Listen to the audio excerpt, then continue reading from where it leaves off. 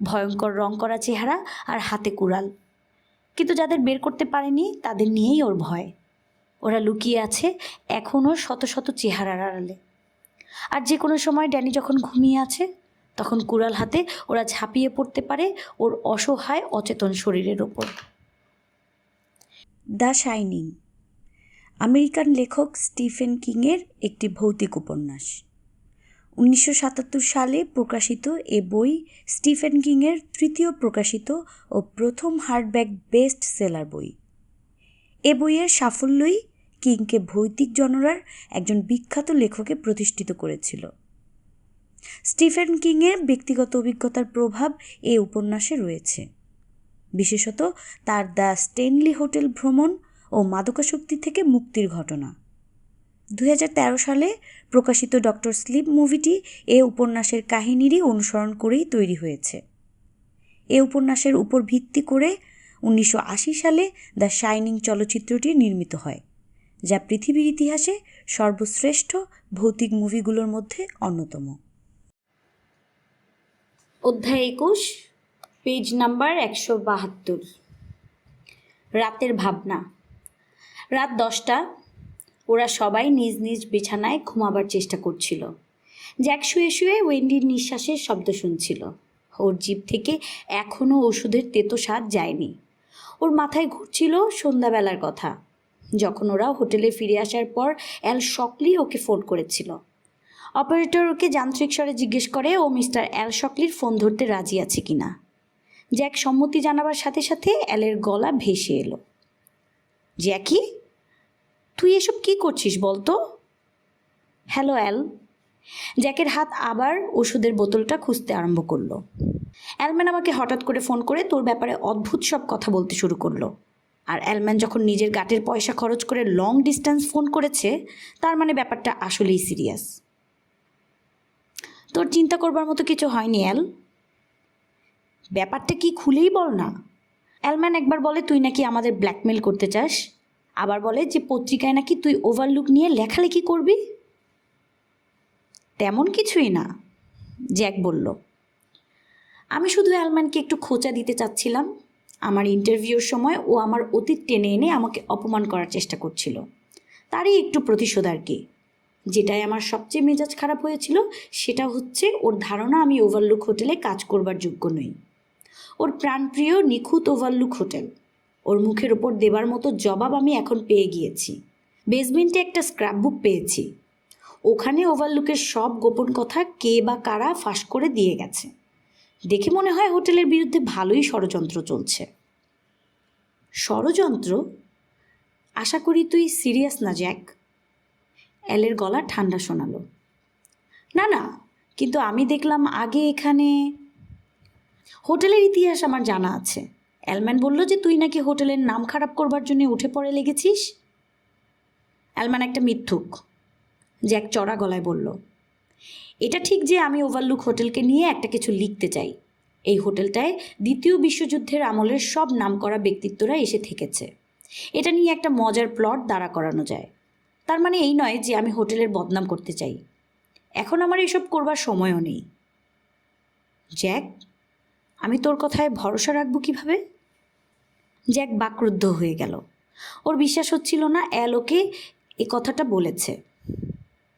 অ্যাল, কি বললি তুই? ঠিকই বলেছি জ্যাক, তুই তো এই হোটেলে কিছুদিন কাজ করেই খালাস, কিন্তু আমার ওভারলুকের সাথে আরও 20-30 বছর থাকতে হবে। আমি তোকে যা ইচ্ছে তাই লিখতে দিতে পারবো না। জ্যাকের গলা থেকে এখনও শব্দ বের হচ্ছিল না। আমি তোর উপকার করতে চেয়েছিলাম। অ্যাল তখনও বলে যাচ্ছিল, কারণ আমরা দুজন একসাথে অনেক খারাপ একটা সময় পার করে এসেছি। মনে আছে সেই সময়ের কথা জ্যাক? মনে আছে, জ্যাক বিড়বিড় করল। ওর ভেতর এখন চাপা রাগটা আবার মাথাচাড়া দিচ্ছিল। ব্যাপার কি, সবাই মিলে কি ঠিক করেছে ওরা জ্যাকের সাথে যাতা ব্যবহার করবে? প্রথমে অ্যালম্যান, তারপর ওয়েন্ডি, আর এখন অ্যাল। হ্যাফিল ছোকরাটাকে মারবার পর আমি তোকে বাঁচাবার চেষ্টা করেছিলাম, কিন্তু বোর্ড আমার কথা শুনল না, অ্যাল বলল। তাই আমি তোকে হোটেলের এই চাকরিটা জুটিয়ে দেই, যাতে তুই কিছুদিন সময় পাস নিজের পায়ে দাঁড়াবার জন্যে। আর এখন তুই আমার পিঠেই ছোড়া মারতে চাচ্ছিস? বন্ধুরা কি এমন করে জ্যাক? না, জ্যাক নিচু স্বরে বলল। জ্যাক বারবার ওয়েন্ডি আর ড্যানির কথা মনে করে নিজের রাগকে নিয়ন্ত্রণ করার চেষ্টা করলো। ও যদি এখন বেফাস কিছু বলে ফেলে তাহলে ওর পুরো পরিবারকে পস্তাতে হবে। কি? অ্যাল কড়া গলায় প্রশ্ন করল। না, বন্ধুরা এমন করে না, কিন্তু তুই আমার অবস্থাটা বুঝতে পারছিস না অ্যাল। তোর কোনো বড়লোক বন্ধুর দয়ার ওপর নির্ভর করতে হচ্ছে না। তুই ভুলে গেছিস মদের নেশায় তোর কী অবস্থা হয়েছিল। আমি সেখানে না থাকলে তোর কি হতো? অ্যাল কিছু বলল না। আমাকে কি চাকরি থেকে বের করে দেয়া হচ্ছে? তাহলে এখনই পরিষ্কার করে দে। অ্যালের গলা শান্ত শোনালো। না, যদি তুই আমার জন্য দুটো জিনিস করতে রাজি থাকিস তাহলে। ঠিক আছে, তোর হ্যাঁ বলার আগে আমি কি চাই সেটা শোনা উচিত না? না, আমার ওয়েন্ডি আর ড্যানির কথা চিন্তা করতে হবে। তুই যা বলিস আমি সেটাই মেনে নেব। অ্যাল এক মুহূর্ত অপেক্ষা করে তারপর বলল, এক, অ্যালম্যানকে তুই আর ফোন করতে পারবি না, কোনো কারণেই নয়। বেশ। আর দুই, তোর কোনো বই যেন কলোরাডোর কোনো হোটেলকে নিয়ে না হয়। এক মুহূর্তের জন্য জ্যাকের তীব্র রাগ ওকে জবাব দিতে দিল না। আমি তোকে চাকরি দিয়েছি জ্যাক, আমার হুকুম অনুযায়ী তোর চলতে হবে। হ্যালো জ্যাক, শুনতে পাচ্ছিস? জ্যাক হ্যাঁ বলতে চেষ্টা করলো, কিন্তু ওর গলা থেকে গোঙানি ছাড়া আর কিছু বের হলো না। ভাবিস না যে আমি মনে করি তুই কি লিখবি না লিখবি তা নিয়ে কিছু বলার অধিকার আমার আছে, কিন্তু এই ব্যাপারটায় ডারওয়েন কি এখনও কোনোভাবে হোটেলটার সাথে জড়িত? তোর এটা নিয়ে মাথা ঘামাবার কোনো কারণ আছে বলে আমার মনে হয় না জ্যাক। ঠিক বলেছিস। জ্যাকের গলা মনে হলো অনেক দূর থেকে ভেসে আসছে। আমি যাই অ্যাল, ওয়েন্ডি বোধহয় আমাকে ডাকছে। আচ্ছা ঠিক আছে। ফোন রাখবার সাথে সাথে ব্যথাটা শুরু হলো। জ্যাক পেটের উপর দুহাত রেখে কুঁজো হয়ে গেল। ওর মাথা দপদপ করছিল। ওয়েন্ডি একটু পরে যখন জ্যাককে খুঁজে পেল তখন ওর অবস্থা আগের চেয়ে একটু ভালো হয়েছে। তাও ওয়েন্ডি এসে বলল, জ্যাক, তোমাকে একদম ফ্যাকাশে দেখাচ্ছে, তুমি ঠিক আছো তো? মাথা ব্যথাটা ফিরে এসেছে। আমি আজকে তাড়াতাড়ি শুয়ে পড়তে চাই। আজ রাতে আমি আর লিখতে পারবো না। রাতে ওরা দুজন বিছানায় শুয়েছিল। ওয়েন্ডির উষ্ণ নরম পা জ্যাকের পায়ের উপর রাখা। জ্যাক শুয়ে শুয়ে ভাবছিল কিভাবে আজকে ওর অ্যালের সামনে ভিক্ষা চাইতে হয়েছে নিজের চাকরির জন্যে। ও মনে মনে একটা কঠিন প্রতিজ্ঞা করলো নিজের কাছে, আজ হোক কাল হোক ওভারলুককে নিয়ে একটা বইও লিখবেই। হোটেলের সব রহস্যকে ও মানুষের চোখের সামনে উলঙ্গ করে ছাড়বে। সেদিন দেখা যাবে কে কার সামনে ভিক্ষা চাইছে। জ্যাক পাশ ফিরে শুলো। ও বুঝতে পারছিল যে ওর আজকে রাতে সহজে ঘুম আসবে না। ওয়েন্ডি টরেন্স শুয়ে শুয়ে নিজের ঘুমন্ত স্বামীর নিঃশ্বাসের শব্দ শুনছিল। জ্যাক কী নিয়ে স্বপ্ন দেখে?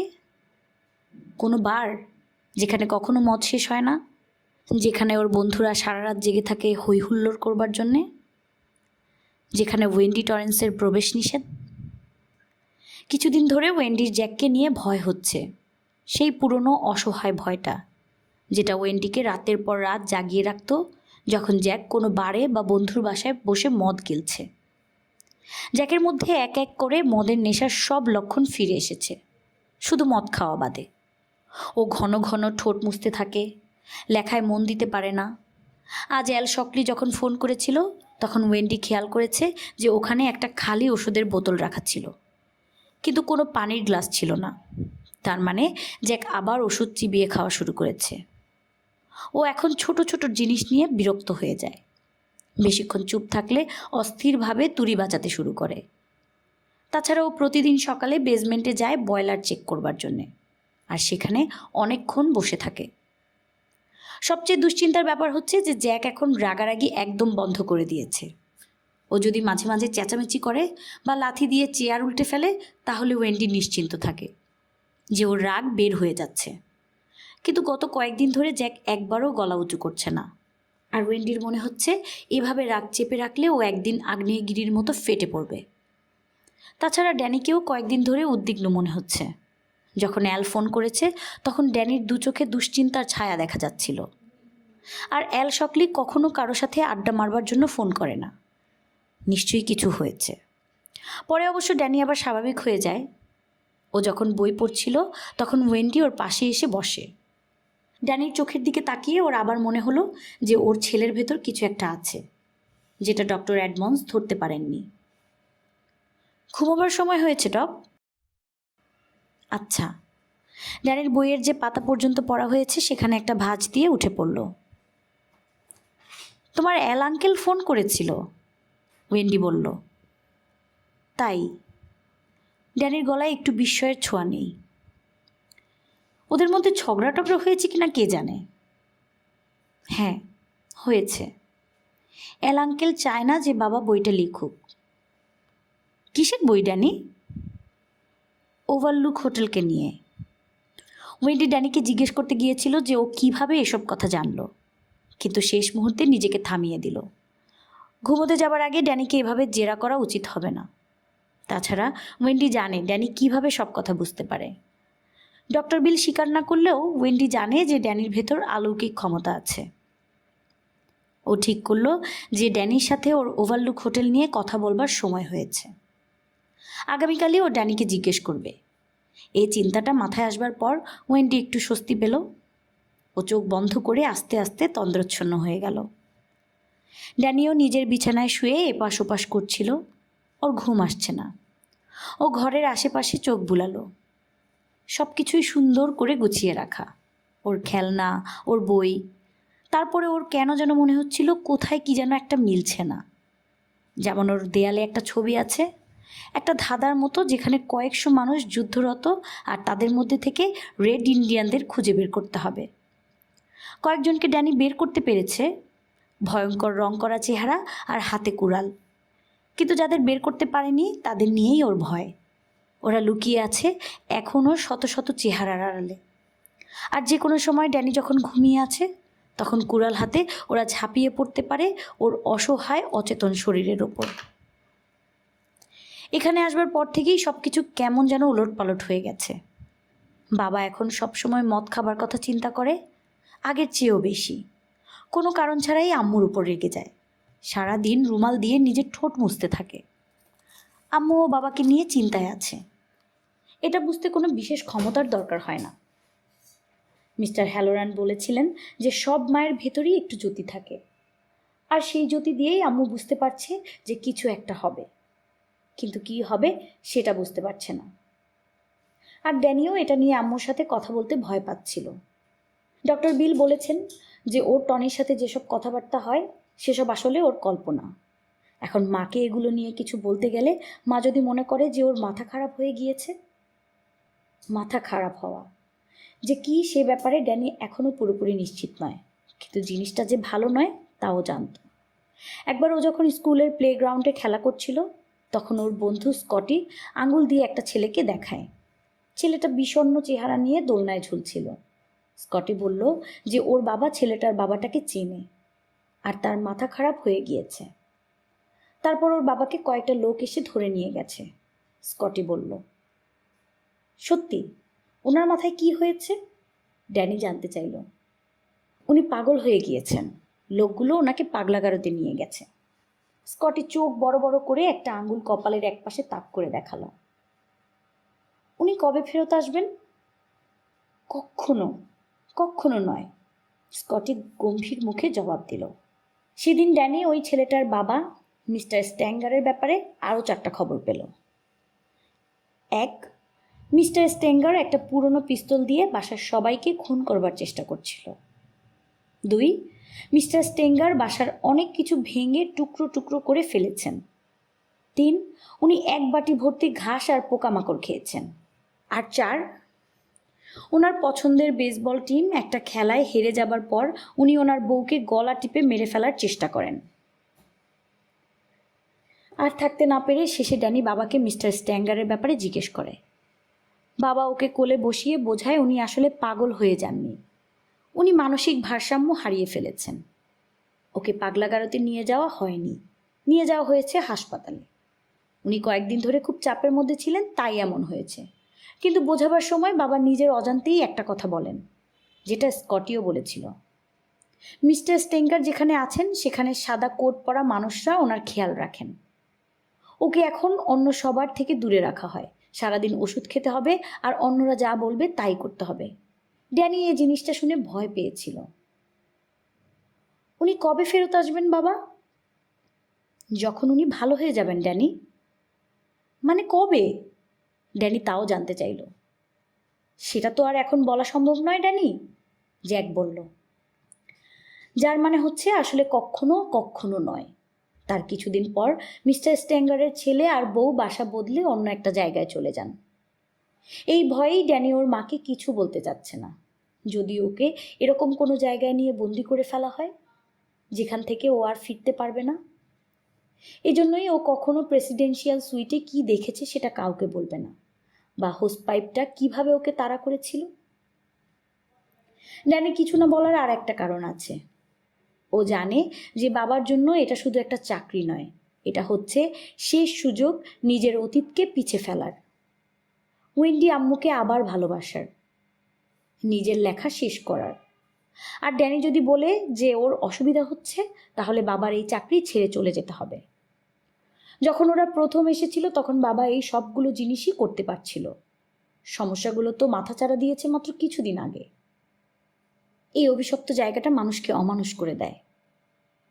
কিন্তু ড্যানি নিজেকে যতই বোঝাক, ওর অস্বস্তি কমল না। ওভারলুক হোটেলের পরিস্থিতি দিন দিন খারাপ হচ্ছে।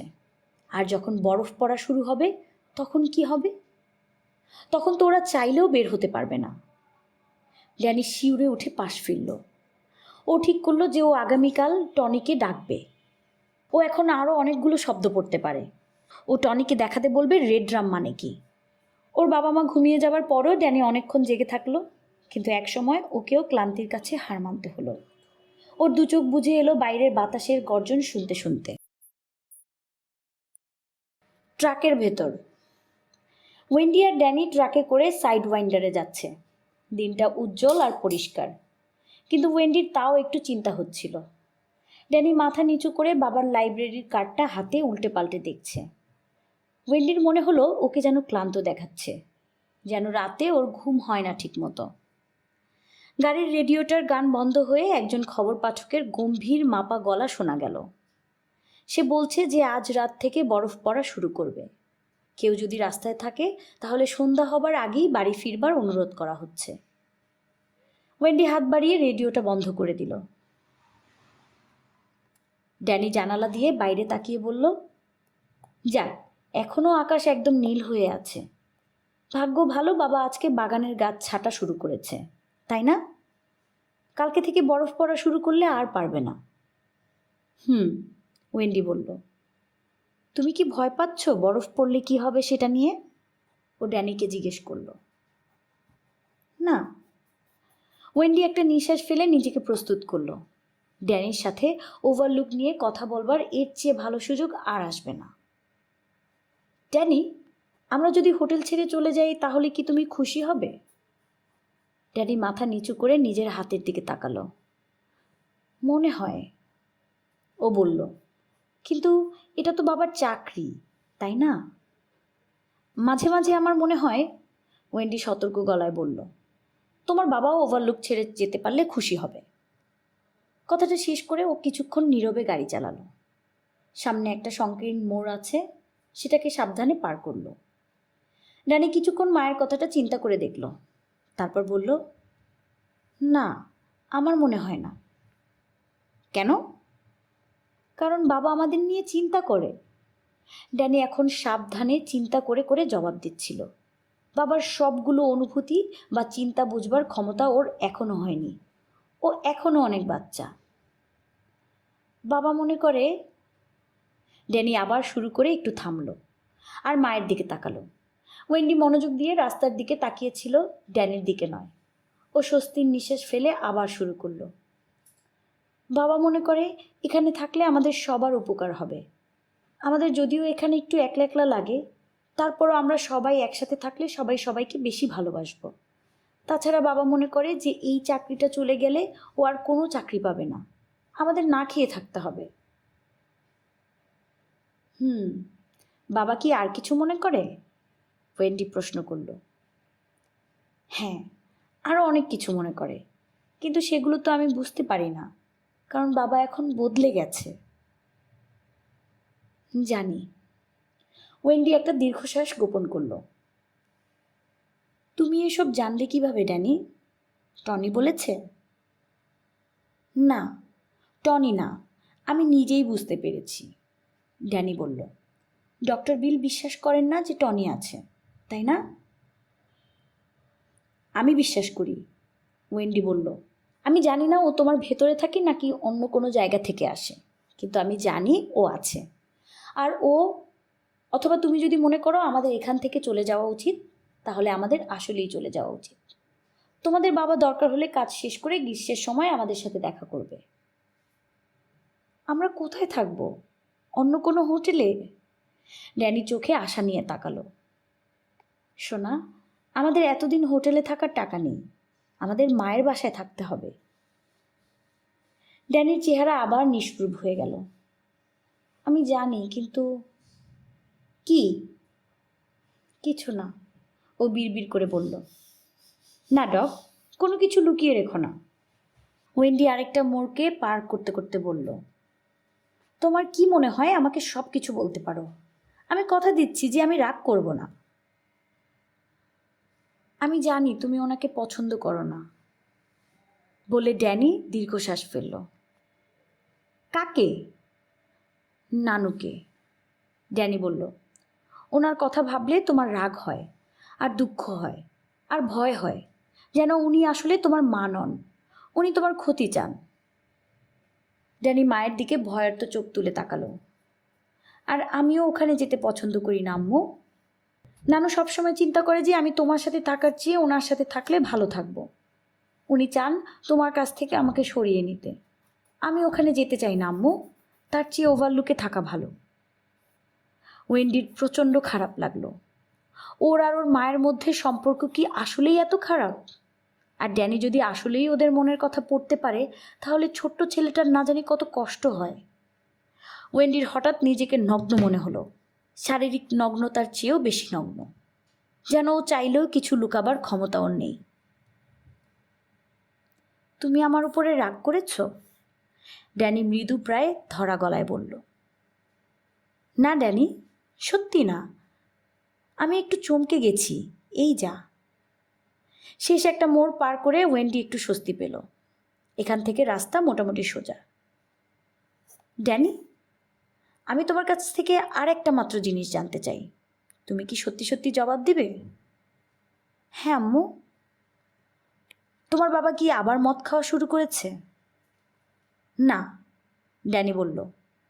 ওর মুখ থেকে আরও দুটো শব্দ প্রায় বেরিয়ে আসছিল, কিন্তু ও নিজেকে সংবরণ করলো। শব্দগুলো হচ্ছে, এখনও নয়। ওয়েন্ডি গাড়ি চালাতে চালাতে ড্যানির পায়ের ওপর একটা হাত রাখলো। তোমার বাবার মধ্যে অনেক খুঁত হয়তো আছে, কিন্তু ও আমাদের অনেক ভালোবাসে। শুধু আমাদের জন্যই ও মদ খাওয়া ছেড়ে দিয়েছে। আমি জানি এর জন্য ওর অনেক কষ্ট হয়, কিন্তু ও আমাদের ভালোবাসে। এজন্যে খুব জোর দিয়ে চেষ্টা করছে যাতে ওর আবার মদ না খেতে হয়। আর আমাদের উচিত তোমার বাবার পাশে দাঁড়ানো। তাই আমি বুঝতে পারছি না যে আমাদের হোটেল ছেড়ে চলে যাওয়া উচিত হবে কি না। আমি জানি, ড্যানি বলল। তুমি কি আমার জন্য একটা কাজ করতে পারবে ডগ? কি? টনিকে ডেকে জিজ্ঞেস করো আমাদের ওভারলুকে থাকলে কোনো ক্ষতি হবে কি না। আমি চেষ্টা করেছি, ড্যানি ম্লান গলায় বলল। আজকে সকালেই। তারপর? ও আসেনি। বলতে বলতে ড্যানি কান্নায় ভেঙে পড়ল। টনি আসেনি। ড্যানি, না শোনা, কাঁদে না। ওয়েন্ডি হঠাৎ ওর এই অবস্থা দেখে কি করবে বুঝতে পারছিল না। আম্মু, আমাকে নানুর বাসায় নিয়ে যেও না। আমি ওখানে থাকতে চাই না, আমি তোমাদের সাথে থাকতে চাই। আচ্ছা বাবা, ঠিক আছে। ওয়েন্ডি পকেট থেকে একটা টিস্যু বের করে ড্যানির চোখ মুছিয়ে দিল। আমরা ওভারলুকেই থাকব। হোটেলের প্লেগ্রাউন্ড। জ্যাক পড়ছে বেরিয়ে রোদে চোখ পিটপিট করলো। ওর হাতে একটা ঝোপঝাঁটার যন্ত্র, একটা হেজ ক্লিপার। ওর বাইরের অবস্থা দেখে বিশ্বাস হচ্ছিল না যে আজকে রাতে বরফ পড়বে। ও টপিয়ারিতে এসে দেখলো যে খুব বেশি কাজ নেই, শুধু কয়েকটা পশু পাখি সাইজে একটু বড় হয়ে গেছে, ওগুলোকে ছেঁটে ঠিক করলেই হবে। ও খরগোশটার কাছে যেয়ে ক্লিপারের বোতাম টিপল। একটা মৃদু গুঞ্জন করে যন্ত্রটা চালু হয়ে গেল। জ্যাকের এই টপিয়ারি জিনিসটা কখনোই তেমন পছন্দ ছিল না। একটা ঝোপকে এভাবে বিকৃত করা ওর কাছে প্রকৃতি বিরুদ্ধ কাজ বলে মনে হয়। ও মাথা ঝাঁকিয়ে চিন্তাটা দূর করে দিল। এসব নিয়ে এত মাথা না ঘামানোই ভালো। ও আবার আকাশের দিকে তাকালো। রোদ থাকলেও আবহাওয়াটা একদমই গরম নয়। এখন বোঝা যাচ্ছে যে রাতে বরফ পড়তে পারে। ক্লিপারটা হাতে নিয়ে ও কাজ শুরু করলো। এ ধরনের কাজ দ্রুত করতে হয়, যত আস্তে করবে ততই ভুল হবার সম্ভাবনা থাকে। ও প্রথমে খরগোশের পেটটা একটু কমালো, তারপর ক্লিপার চালালো ওটার মুখে। যদিও জিনিসটা ঠিক মুখ নয়, কিন্তু দূর থেকে দেখলে আলো ছায়ার খেলা আর দর্শকের কল্পনা মিলিয়ে একটা চেহারার রূপ ধারণ করে। কাজ শেষ করে ও একটু দূরে দাঁড়িয়ে দেখলো সব ঠিক আছে কিনা। ঠিকই আছে। হোটেলটা আমার হলে তোদের সবগুলোকে কেটে সাফ করে দিতাম, জ্যাক বলল। হোটেলটা ওর হলে জ্যাক পুরো টপিয়ারি সাফ করে এখানে কয়েকটা টেবিল বসিয়ে দিত, যাতে বিকালে এখানে বসে হোটেলের অতিথিরা চা খেতে খেতে গল্প করতে পারে। ও আবার শুরু করতে যাচ্ছিল, কিন্তু কি মনে করে যেন ও টপিয়ারিতে না গিয়ে প্লেগ্রাউন্ডে এলো। বাচ্চাদের মন আসলে কখনোই বোঝা যায় না, জ্যাক মনে মনে বলল। ও আর ওয়েন্ডি ভেবেছিল এই খেলার জায়গাটা ড্যানির খুব পছন্দ হবে, কিন্তু ড্যানি এখানে একবারও এসেছে কিনা সন্দেহ। ও হাঁটতে হাঁটতে ওভারলুকের মডেলটার কাছে গেল। সামনের দিকটা ধরে টান দিতেই পুরো মডেলটা দুভাগে ভাগ হয়ে গেল। ভেতরটা তেমন সুন্দর নয়, রং করা, কিন্তু কোনো ডিজাইন নেই, একদম ফাঁপা। ও আবার সামনের অংশটা জোড়া লাগিয়ে দিল। ও প্লেগ্রাউন্ডের অন্য জিনিসগুলোও ঘুরে ঘুরে দেখতে লাগলো। ওর নিজের ছোটবেলার কথা মনে পড়ে গেল, যখন ওর বাবা ওকে নিয়ে পার্কে যেত। বাবা ওর ভাইদের চেয়ে ওকেই বেশি পছন্দ করত, কিন্তু তার মানে এই নয় যে সে মাতাল হবার পর জ্যাকের তার হাতে মার খেতে হয়নি। জ্যাক যখন স্লিপারটা ঘুরে ঘুরে দেখছিল, তখন শব্দটা প্রথম ওর কানে এলো। ও ঝট করে পেছন ফিরে তাকালো, কিন্তু কোনো কিছু দেখে অস্বাভাবিক মনে হলো না। প্লেগ্রাউন্ড থেকে শুরু করে রোকে কোর্ট পর্যন্ত সবই ও আগে যেমন দেখেছিল তেমনই আছে, কিন্তু তাহলে ওর ঘাড়ের পেছন দিকটা শিরশির করছে কেন? ও চোখ তুলে হোটেলের দিকে তাকালো, কিন্তু হোটেলের তরফ থেকে কোনো উত্তর এলো না। এসব নিয়ে মাথা না ঘামানোই ভালো।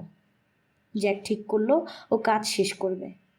ও আবার টপিয়ারির দিকে হাঁটতে শুরু করলো। ওর অস্বস্তিটা এখনও যাচ্ছে না। টপিয়ারিতে এসে ও আবার থমকে দাঁড়ালো। এখানেই কিছু একটা ভুল মনে হচ্ছে, কিন্তু কি? খরগোশটার 4 পায়ের ওপর ভর দিয়ে মাটিতে বসে আছে, পেটটা ঘষা খাচ্ছে মাটির সাথে। কিন্তু জ্যাক না একটু আগেই ওটার পেট ছেঁটে ছোট করে দিল। ও কুকুরটার দিকে তাকালো।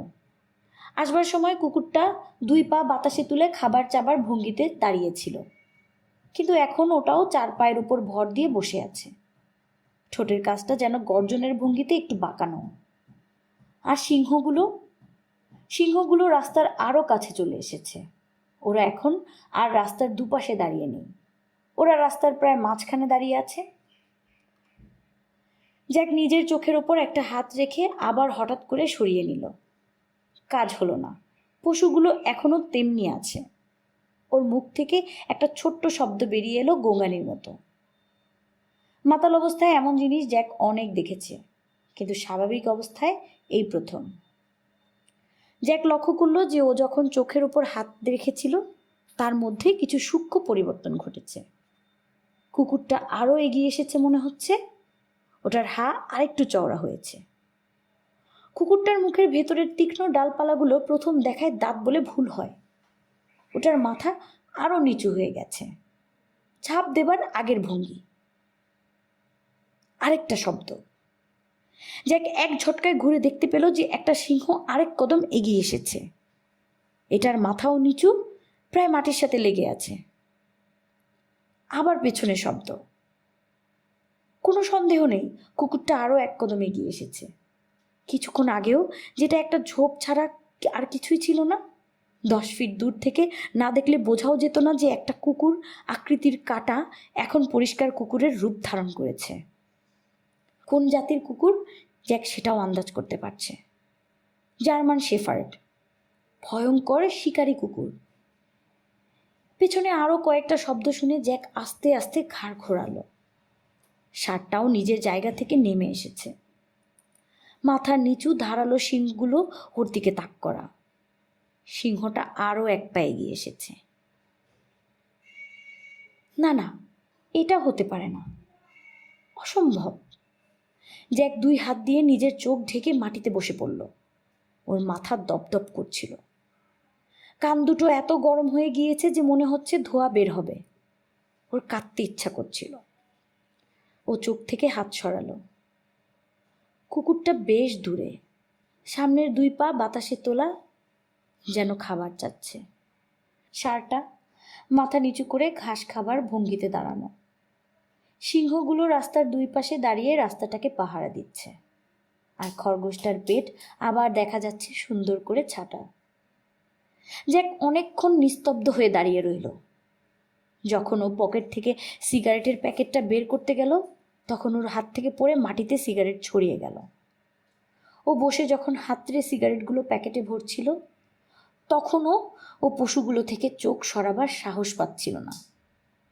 অবশেষে ও কোনো মতে সিগারেটগুলো প্যাকেটে ভরে একটা কাপা কাপা হাতে নিজের ঠোঁটে ছোঁয়ালো।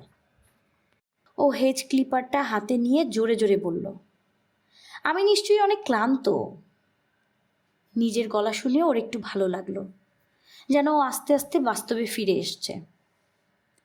এতদিনের দৌড়াদৌড়ি আর টেনশন, বলতা, সব কিছু মিলিয়ে আমার মাথার উপর চাপ ফেলছে। ও আস্তে আস্তে হেঁটে হোটেলে ফিরে গেল। যাবার সময় ও কমপক্ষে 5 বার পেছন ফিরে দেখলো সব কিছু ঠিক আছে কিনা। হোটেলে ঢুকে ও নিজের রুমে গিয়ে 1 মুঠো মাথা ব্যথার ওষুধ মুখে ফেলল। তারপর বসে বসে নিজেকে বোঝাতে লাগলো যে ও এতক্ষণ যা দেখেছে সে সব একটা ক্লান্ত মস্তিষ্কের কল্পনা ছাড়া আর কিছু নয়। অনেকক্ষণ পর ও হোটেলের উঠানে ট্রাক ঢোকার আওয়াজ শুনতে পেল। ও উঠে নিজের বউ আর ছেলের সাথে দেখা করতে গেল। এখনও সুস্থ বোধ করছে। ড্যানি আর ওয়েন্ডিকে আজকের ঘটনাটা বলে শুধু শুধু ভয় দেখাবার কোনো মানে হয় না। আমাদের আজকের আয়োজন এই পর্যন্তই। খুব শীঘ্রই আমরা এই গল্পের পরবর্তী অংশ নিয়ে হাজির হব। যারা এতক্ষণ পর্যন্ত আমাদের সাথেই ছিলেন তারা অবশ্যই আমাদের ভিডিওটি লাইক করবেন ও আপনার পরিবার, আশেপাশের পরিচিত মানুষদের সাথে শেয়ার করে আমাদের এরকম ভিডিও তৈরি করতে অনুপ্রাণিত করবেন। এবং অবশ্যই আপনাদের মূল্যবান মতামত আমাদের কমেন্ট করে জানাবেন।